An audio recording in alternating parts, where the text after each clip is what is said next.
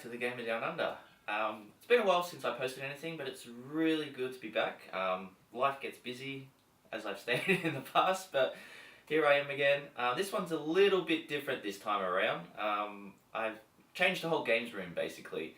So out with the old, in with the new, and you're going to see that journey. I managed to score some really nice DVD shells from a DVD store that was closing down.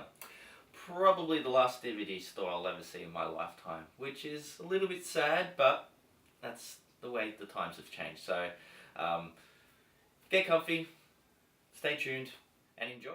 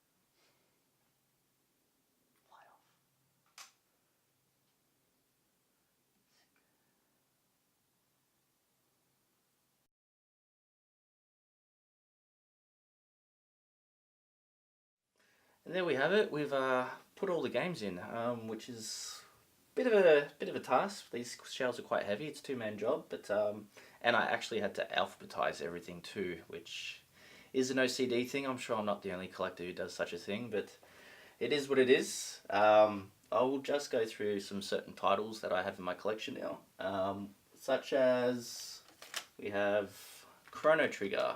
I believe was a Super Nintendo title first and got ported to the PlayStation. Haven't played it, never played the Super Nintendo version.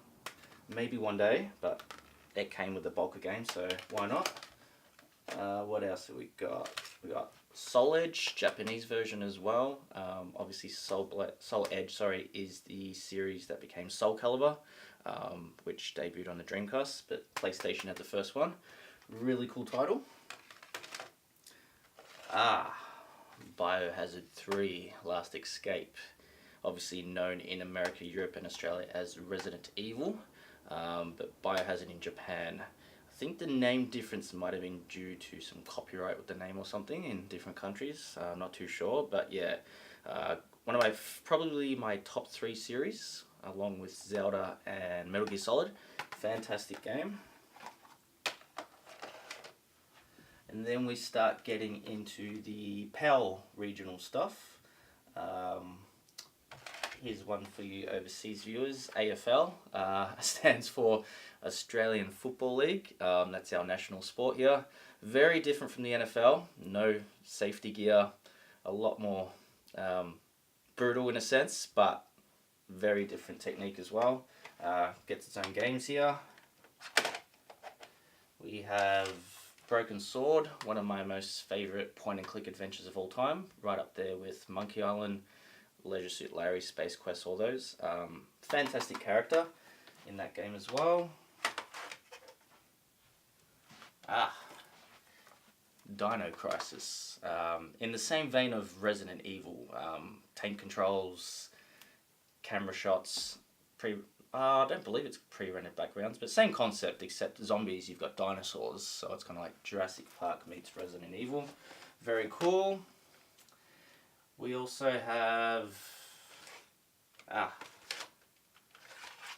this game gets a really bad rap among game players and critics, and I know why. It is terrible, but it's just got a certain charm that I like about it. I remember getting this when I was in year 12, high school, and just loving the mythology of the Mortal Kombat characters. Terrible gameplay, but a bit intriguing nonetheless. Here we are. Street Fighter Alpha 3. Street Fighter is definitely in my top 3 fighting games of all time, right up there with Mortal Kombat and Soul Calibur. Street Fighter was always awesome on the PlayStation, but the Sega Saturn did get the better versions. However, I don't have much Sega Saturn stuff. 007, The World Is Not Enough. Obviously, you know, with the huge success of GoldenEye on the Nintendo 64, EA thought they should get the James Bond license and try to replicate it. They couldn't. It wasn't as fun. The multiplayer was terrible, if there was any. But I still enjoy to play it because it's fun being James Bond, to be honest. So, still good fun. And here I actually have some demo discs, which used to come with video game magazines back in the day. This was before, you know, the internet. Well, the internet was around, but it wasn't as huge as it was, and you couldn't just download a game from the PlayStation Store or Xbox Live. You literally had to buy a magazine to get a disc, and that was the way you got to play the game. Now we will move on to PS2. Now moving down, we have some more PS2 games, starting off with import Japanese titles again. Once again, Biohazard Code Veronica, the 4th entry in the storyline of Resident Evil, but not titled number 4. I'll explain that one day. We also have Onimusha, fantastic series. Again, kind of like Dino Crisis before, Resident Evil style gameplay, tank controls, camera angles, but samurai warriors and demons. It's fantastic. Great story and mythology as well. Fantastic series. Another fantastic fighting game series is Dead or Alive. My favourite ones are actually part 2 and 3. Didn't really get into the rest. They got a bit crazy with the rosters and everything, but remember when this first came out on Dreamcast, I couldn't believe the graphics. It was amazing.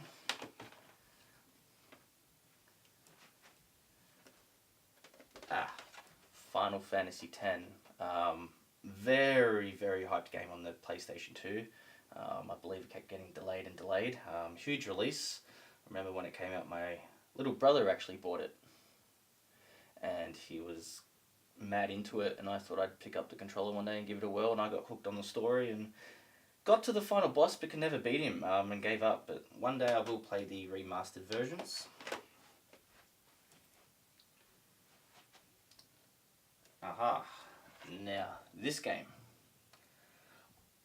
I have probably finished this game 10 times, just because I love the characters, I love the story, the soundtrack. Metal Gear Solid in general is one of the best gaming series out there. Shame what's happened to it, but we still have the classics to go with, which is really cool.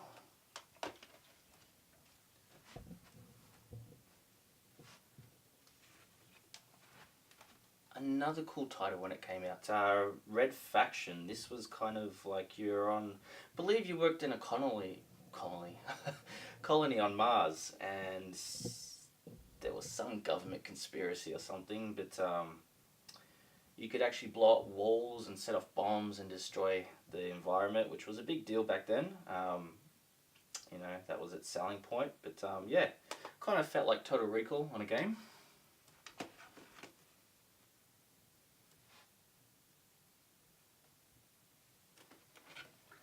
Another fantastic series, Prince of Persia. Finished Prince of Persia, Sands of Time, finished the Two Towers, but didn't get to play the Two Towers. My apologies, I believe it's the Two Thrones. The Two Towers is a Lord of the Rings title. So, yeah, fantastic series. Don't know how I scored this triple pack. I don't believe... Oh, yeah, there you go. It's got the Australian rating right there. Whoop. Sorry about that. Bit of a hiccup. But yeah, all 3 titles in the one case, which is really cool. Never see it anywhere, so I was happy to get that. Really, really good series. Moving on to more PS2 stuff, we have Time Crisis 2, obviously part of the very successful Time Crisis series. Remember when part 1 and 2 came out in the arcades? Bit of a big deal, you had that panel, you had to push your foot onto duck and go out of cover and reload your weapon and everything. Really cool game mechanic, and some action that was just out of this world. Absolutely fantastic. Great series. If you can get it, but bear in mind you need a CRT to play it because it doesn't work on HD LCD TVs. Another cool little pickup I have here is the Mega Man X collection. Absolutely love the Mega Man X games. Great 2D platform shooting scroller games. Never got to finish all of them, just 1, 2, and 3. But yeah, I managed to score this one off eBay. Never came out here in America since the American E for Everyone rating there. Don't know why they didn't release it here, but obviously States probably has more of a market for it. So yeah, really cool series. It's sealed. I don't want to unwrap it, but I do. Game of life, but can you do? Maybe I'll get a second copy to play. But yeah, it's cool that it's still sealed, which is awesome. Now, the Assassin's Creed games. Fantastic series. Believe bit of a big deal when it came out because it was this open world 3D game, and I remember the trailer they showed with this assassin. It's set during, I believe, it has to be during the Middle Ages, the Dark Ages, or something like that. A lot of conspiracy, a lot of religion aspects, and conspiracy theories and things like that. Fantastic. Part 2 was the best one, if you ask me. Fantastic character. Ezio, set in Italy. Fantastic game. So popular, he got his own 2 spin-off games. He was that popular until they finally moved on to Assassin's Creed 3, which I believe was set during the American Revolution. So yeah, they're all set during different periods of the world. Dark Ages, Rome, American Revolution, Pirate Era, and then I believe, yeah, they went on to Egypt and Greece. So I'm waiting for a Japan version. That would be awesome. Samurai Assassins would be fantastic, or even ninjas. What else we got? The Batman Arkham series. Actually, I'll put that one back because that's the weakest one. Arkham City. Fantastic game. You're Batman. It's an open world city game. You got to solve puzzles. You've got to fight bad guys. Solve mysteries. Find out clues. Amazing fighting combat system as well. I hope they make another because I've finished them all. Fantastic titles. Who can forget Grand Theft Auto 5, one of the best gaming series of all time. I will admit, they're hit and miss with me. I don't like them all, but 5 is a fantastic game. Obviously one of the best selling games of all time for a reason. Great story, great humour, great graphics, great gameplay.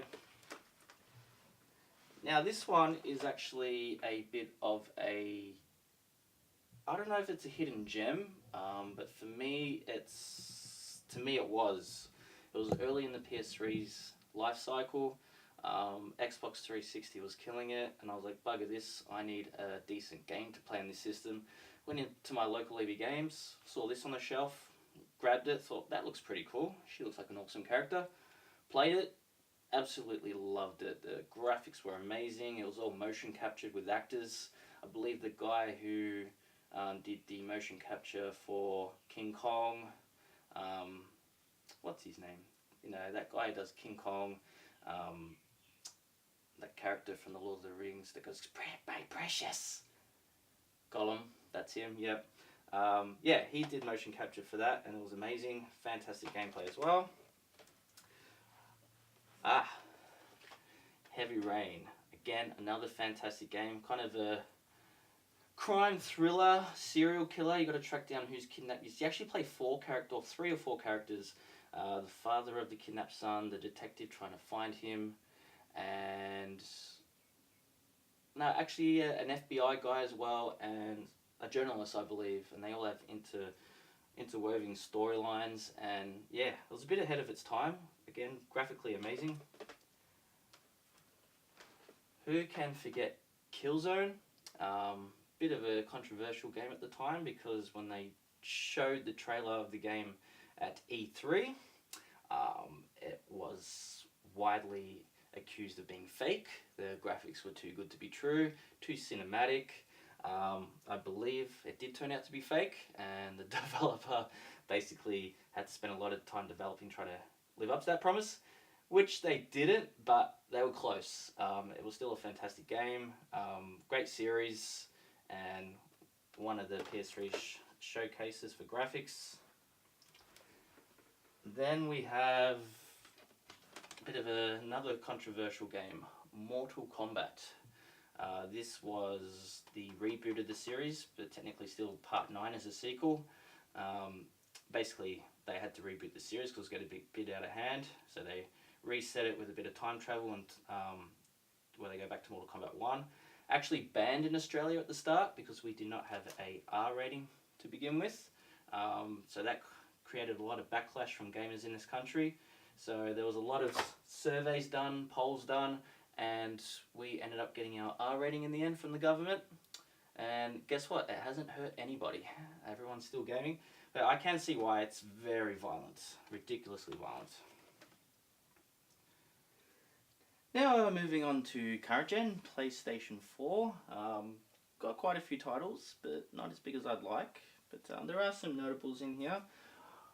Starting with Alien Isolation. Haven't finished it, maybe a quarter way through. Too hard, too scary. You gotta evade the alien and outsmart it, but fantastic game. They've done well. Completely feels like an Alien game, like in the universe. The music is from this original movie too. Like, I can't really fault it too much. Then we have God of War 3, but I will bring up the most recent one, God of War. Bit annoying to me when they do this with movies and games. They reboot / sequel something, and they give it the original title that it originally had. It kind of confuses newcomers in a sense, but it works at the same time. Great graphics, great gameplay, great story.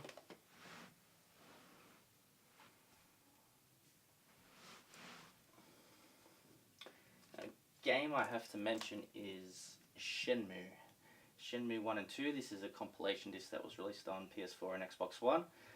This is actually still sealed, reason being I bought the Xbox version as well, and I'm currently playing that one, so I figured I'd leave this sealed.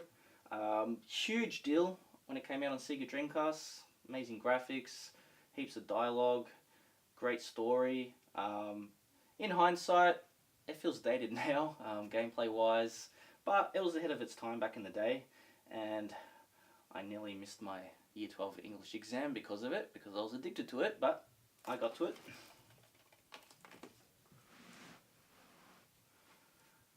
A fantastic game, The Order 1886. Early in the PS4's life cycle, rated R for a reason. It's got, I believe, werewolves. Don't remember if it has vampires, but I do know it has werewolves. I believe it's set through England during very, very early years of human history. But fantastic game. Again, graphics that are just beyond this world.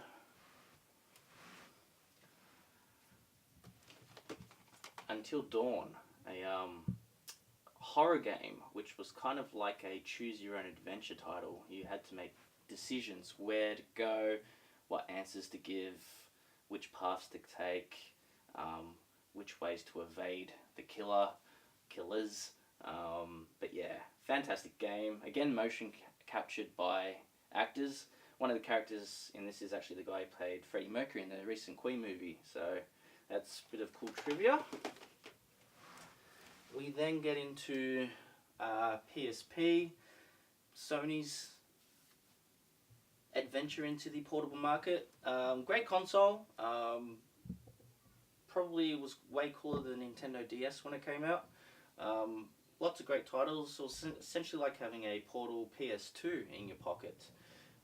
For example, you've got, they brought the God of War series over to it. Basically the same type of gameplay, obviously on a smaller graphical scale, but fantastic game. Then you had things like your Silent Hill games as well, very popular horror series. Shattered Memories, bit of a rare title, released on Wii, PSP and PS2. Remake of the original.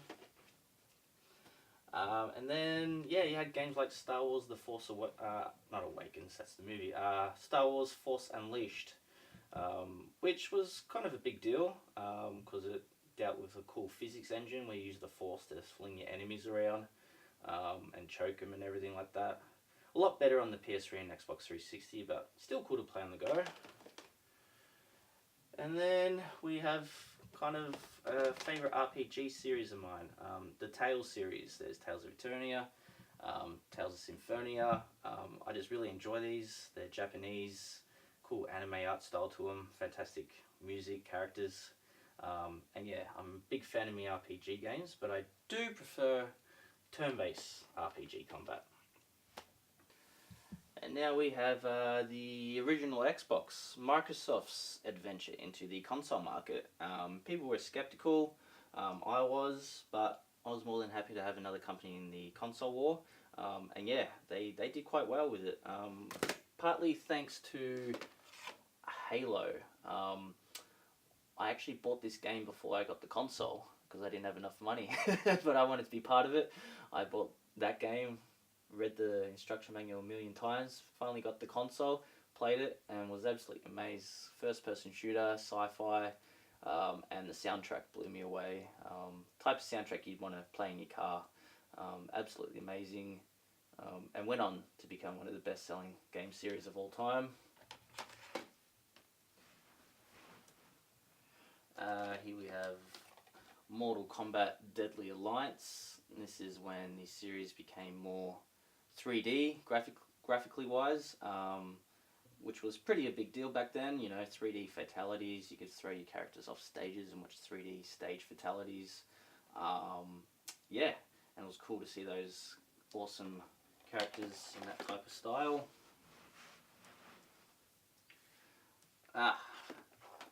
Tom Clancy's Splinter Cell. Really cool game. Kind of Ubisoft's answer to Metal Gear Solid minus the crazy storyline. Voiced by the guy who was the bad guy in Total Recall, not the old bad guy, but he's second in command type guy. You know him if you heard his voice. You're like, I know that guy. Really cool game series, awesome character.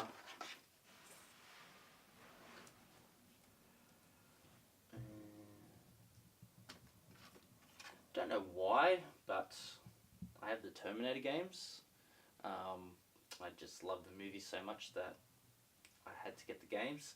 I'll be honest, they're terrible. I'll never play them. I've already finished them. But it's kind of cool to enter that Terminator world and get to play the games. And who doesn't want to be Arnie from time to time anyway? So, pretty cool game. Well, as cool as it can be. Then we get into Xbox 360, Microsoft's second console in the game industry, and their most popular one. Absolutely blew the PS3 out of the water at this early start of the console war, and for good reason. It was a better built system, better designed for game developers. Yeah, I can't fault it really, except for the faulty Red Ring of Death issue they had, but they fixed that. The Bioshock games, absolutely fantastic. Set underwater in this utopia type world where they try to create another world. You get power-ups and abilities where you can strike lightning, fire. It kind of reminds me of a 1940s, 50s type era with the music and the graphic design. Creepy game at the same time, but completely immersive, getting lost in that underwater world. I cannot forget this. Dead Space. Probably the scariest game I've played, even scarier than Resident Evil was, which was scary. But this was worse. Think Event Horizon meets Resident Evil in space. Very creepy, very scary, very claustrophobic because you're stuck on a ship and you literally have to try and escape. Won't be playing it again. This is too scary. We then have the Gears of War series. Big deal on the Xbox 360. Huge popular series. Believe it was made on the newly built Unreal Engine back then. Run and gun type game. Got to take cover. Great story, great cinematics, great graphics, and who doesn't like having a chainsaw in their main machine guns? Seriously, just chop them in half.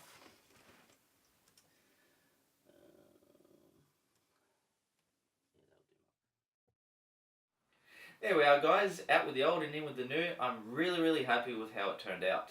How do you display your games? Do you have a certain theme you go with, a certain display style? And I really hope you enjoyed, you got a little insight into the games I own and love to play as well. So don't forget to like, share, subscribe. I'll see you next time.